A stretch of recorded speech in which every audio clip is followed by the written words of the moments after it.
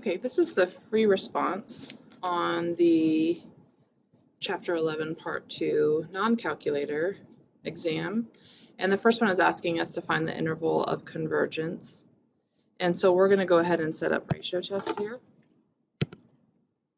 to find the interval. So limit as n approaches infinity, and I'm going to cheat in a way. Here's our nth term, so it's going to be really n plus 2, and then it would be 4 to the n plus 2, because it's going to be n plus 1, same as before. Put this in parentheses and just put the x to the n plus 1 here. And then I'm going to already have this flipped and multiplied so that I don't have to write an extra step since I don't think I have enough space. Okay, so out of the ratio test here, I think what happens is there's an extra 4 down on the bottom here. So all of those are going to cancel, and I'm basically just going to have a 4 down there. Same with the x's, except there's an extra x up here at the top. So there's an x there. These go away. And this n plus 2 and n plus 1, because the limit is as n approaches infinity, that's a 1.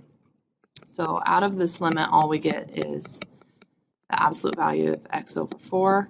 Don't forget, you need absolute values. Sorry about that sound. You need absolute values to get points for setting up the test correctly. For your result, you should still have absolute values, and you should put that less than 1. And then this is a conjunction that we're trying to solve. So our interval is -4 to 4, but we also have to test the endpoints and see what's going to happen there. So when x is -4, again, we're plugging a -4 up here. Let's see, we're starting with n is 0. Just wanted to make sure. We're going to have that n plus 1. We're going to have a -4 to the n, and we're going to have a 4 to the n plus 1 here. So this thing does alternate. I'm going to have some canceling going on. I'm going to separate out the negative. And then after I've thought about the negative, what happens is there's just an extra 4 in the denominator, and there's an n plus 1 in the numerator. Well, if the n plus 1's in the numerator, this thing is top heavy, which means the limit is not 0, which means this thing diverges. So diverges basically by nth term test. Nth term. Okay, so let's figure out what happens when x is +4. So I think a really similar result. The only thing is it's not going to alternate. But the same test will apply because this thing is going to be top heavy. Again, all we end up with is a 4 on the bottom. Still diverges by nth term test.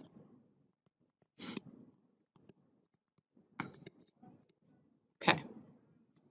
So I might have to scroll back and forth on this one. We'll see. This limit, I know I had a lot of people who wanted to do L'Hopital's rule, and that probably does work. That's not how my brain thinks about it. So I'm just going to I'm going to take this function that they wrote up here, and I'm going to subtract a 4th. And what that does is it takes that 1/4 out of the equation. So it's 2 over 4 squared x. Sorry, I'm just not keeping it in my brain. 3 over 4 cubed x squared.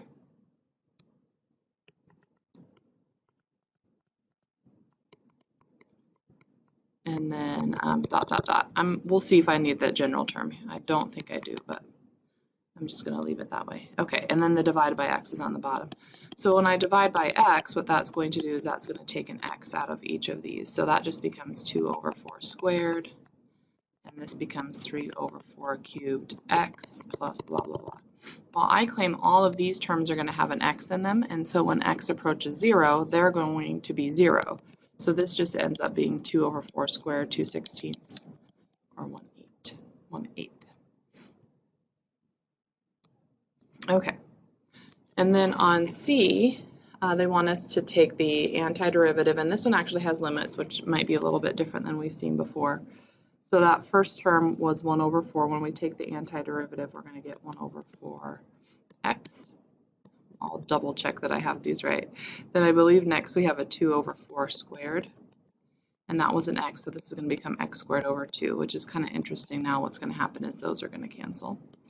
And then we had a 3 over 4 cubed. It was an x squared, so now that becomes x to the third over 3. Okay, and then the general term had an n plus 1, a 4 to the n plus 1, and then an x to the n. So that's going to become x to the n plus 1 over n plus 1. Cancel, cancel. Okay, so now what we're supposed to do is evaluate from 0 to 2. Well, when we plug in a 0, all of these are going to be 0. So what we're really doing is plugging in a 2.